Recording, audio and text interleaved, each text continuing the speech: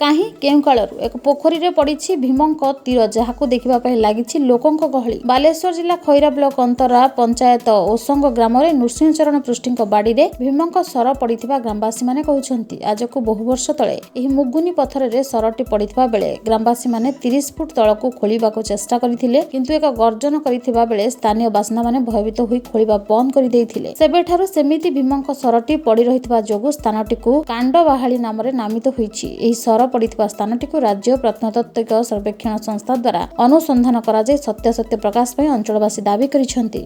ମୋ ନାଁ ସାର୍ କାଶୀନାଥ ନାୟକ। ଆଉ ଭୀମକାଣ୍ଡ ଉପରେ ସାର୍ କ'ଣ କହିମି, କିନ୍ତୁ ଆମେ ତ ପିଲାଦିନରୁ ଦେଖି ଆସୁଛୁ, ଆଉ ଆମ ବାପା ସବୁ ଦେଖି ଆସୁଛନ୍ତି। ଆଉ ଯଦି ସରକାରୀ ଇଏରେ ଟିକେ ଇଏ ହୁଅନ୍ତା, ଅବଶ୍ୟ ଟିକେ ଆଗକୁ ଟିକେ ଉନ୍ନତି ହୁଅନ୍ତା।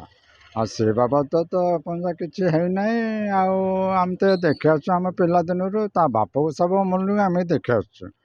ଆଉ ଭୀମକାଣ୍ଡ ନାଁ ହେଉଛି କାଣ୍ଡବାହାଳି। ବିଶ୍ୱାସ କ'ଣ, କିନ୍ତୁ ସରକାର ଉପରେ ଟିକେ ଯଦି ଧ୍ୟାନ ଦିଅନ୍ତେ, ଅବଶ୍ୟ ୟାର ସତ୍ୟତା ଆମେ ଜାଣିପାରନ୍ତୁ।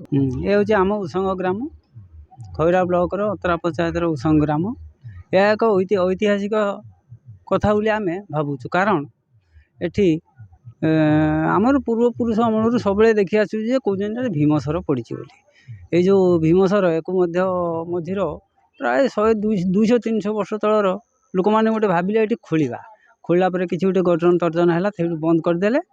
ଏବେ ବି ଏଇ ଯେଉଁ ଗଛ ଫଛ ପଡ଼ି ଟିକେ ଭାଙ୍ଗି ଯାଇଥିଲା, ତା ଭଙ୍ଗା ଅବସ୍ଥାରେ ଅଛି। ଯାହା ହଉ ଆମେ ତାକୁ ଯୋଡ଼ି ଯାଇକି ସାଇଡ଼୍ କରି ଦେଇଛୁ।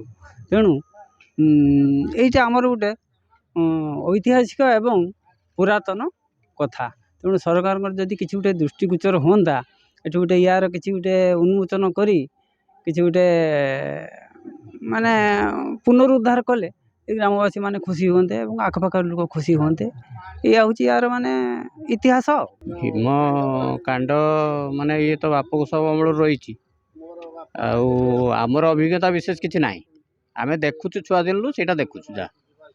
ଆଉ ସେଇ କାଣ୍ଡ ଅନୁସାରେ ଜାଗାର ନାଁ ହେଇଛି କାଣ୍ଡବାହାଳି। ମଝିର ସେ ଗୋସବାପ ଅମଳରେ ଖୋଳା ହେଉଥିଲା, କ'ଣ ଗର୍ଜନ ଛାଡ଼ିଲା ବୋଲି କହିଲେ, ସେଇଠୁ ଖୋଳା ବନ୍ଦ ହେଇଗଲା। ଆଉ ତାପରେ ଖୋଳାଖୋଳି ହେଇନି କି କିଛି ଜଣାପଡ଼ୁନି। କେତେ ଫୁଟ ଗଭୀର ତ କହିପାରିବିନି, କିନ୍ତୁ ମୋର ତ ହେଲାଣି 67-68 ବର୍ଷ। ମୁଁ ତ ଛୁଆବେଳୁ ଦେଖି ଆସୁଛି। ଆଉ ବାପାଙ୍କୁ ପଚାରୁଥିଲି, ବାପା ବି କହୁଥିଲେ ସିଏ ବି ଛୁଆବେଳୁ ଦେଖିଛନ୍ତି। ଆଉ ତାପରେ କଥା ତ ଆଉ କହିପାରିବିନି ମୁଁ। ମୋ ନାଁ କୈଳାସ ଚନ୍ଦ୍ର ଦାସ। ମୋ ଘରଟା ଏଇ ପାଖ ଅନ୍ତରା ଗାଁରେ। ଇଏ ତ ହେଲା ଉସଙ୍ଗ ଗାଁ। ୟାକୁ କାଣ୍ଡବାହାଳି ନାଁ ରଖାଯାଇଛି, କାରଣ ଏଇଠି ଯେଉଁ ଆପଣ ଦେଖୁଛନ୍ତି, ଏ ଭୀମଙ୍କର ସର, ସେ ମହାଭାରତ ଯୁଦ୍ଧ ସମୟରେ କି କେତେବେଳେ ଭୀମଙ୍କର ସର ସଦୃଶ ଏଇଠି ଗୋଟେ ପଥର, ତାର କେତେ ଗଭୀରକୁ ଯାଇଛି ଆଜକୁ ମୁଁ ମୋ ବାପା ଜେଜେବାପାଙ୍କ ଠାରୁ ଶୁଣିକି ଆସୁଛି। ସେମାନେ ମଧ୍ୟ ସେଇଆ କହୁଛନ୍ତି ଯେ ଏଇଟା ଭୀମସର ବୋଲି। ଏ ପର୍ଯ୍ୟନ୍ତ ଏହା ଲୋକଲୋଚନକୁ ଆସିନି। ଆଖପାଖ ଲୋକ ସମସ୍ତେ ଆସୁଛନ୍ତି, କି କେତେବେଳେ ଦେଖିକି ବି ଯାଉଛନ୍ତି। ଆଉ ସମସ୍ତେ ସେଇ ଭୀମଙ୍କର ସର ବୋଲି କହୁଛନ୍ତି। ଆଉ ପାଖରେ ଏଇଠି ମଧ୍ୟ 6 କିଲୋମିଟର ଦୂର ଆମର ଦେବରକୁଣ୍ଡ ଅଛି। ମୁଁ ଭାବୁଛି ୟାର କିଛି ଗୋଟେ ସତ୍ୟତା ଅଛି। ସିମୁଳିଆରୁ ଆନନ୍ଦ କୁମାର ବେହେରାଙ୍କ ରିପୋର୍ଟ, କାମୟାବ ଟିଭି।